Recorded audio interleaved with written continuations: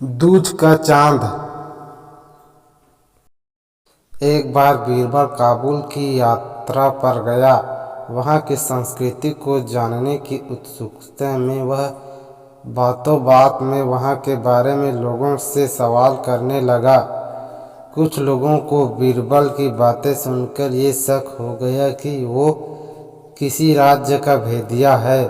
उन्होंने ये बात काबुल के शहंशाह के कानों तक पहुंचा दी। काबुल के शहंशाह ने बिना देर किए बीरबल को गिरफ्तार करने सैनिकों की टुकड़ी भेज दी। बीरबल को गिरफ्तार काबुल के शहंशाह के सामने पेश किया गया। काबुल के शहंशाह ने बीरबल से पूछा, कौन हो तुम?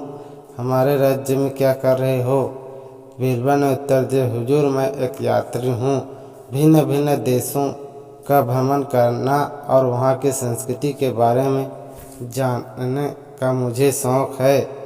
किस देश के निवासी हो तुम और कौन है तुम्हारा राजा? काबुल के शहंशाह ने पुनः प्रश्न किया।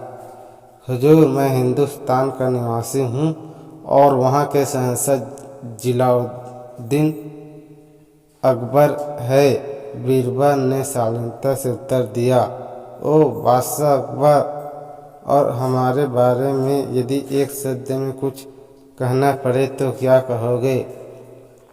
हुजूर, आप पूर्णिमा के चांद हैं और वो दूज के।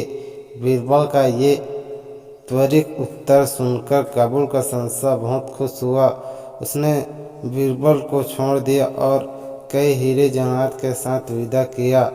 जब बीरबल वापस लौटकर अपने घर आया तो काबुल का हाल घर वालों को बताया। उसने काबुल के शहंशाह से हुई बातचीत के बारे में घर वालों को बताया।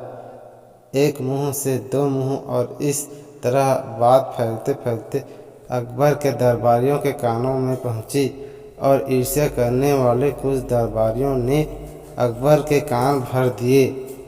जब अकबर को मालूम पड़ा कि बीरबल ने काबुल जाकर उन्हें काबुल के शहंशाह के सामने दूज के चांद की संज्ञा दी और काबुल के शहंशाह को पूर्णिमा के चांद की, तो वे बहुत नाराज हुए। अगले दिन जब दरबार लगा तो उन्होंने बीरबल पर व्यंग्य बयान छोड़ते हुए कहा, क्यों बीरबल, काबुल जाकर तुम तो काबुल के हो गए। वहाँ का शहंशाह तुम्हें पूर्णिमा का चांद लगता है और हम दूज के, तो फिर तुम हमारे दरबार में क्या कर रहे हो? जिसकी बड़ाई करते हो उसकी के दरबार में रहो। बीरबल समझ गए कि दरबारियों ने अकबर के कान भर दिए हैं।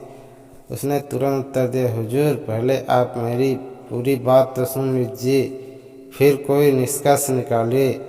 पूर्णिमा का चांद आकार में चाहे कितना ही बड़ा क्यों न हो, प्रतिदिन घटता चला जाता है और अमावस्या के दिन पूरा अदृश्य हो जाता है।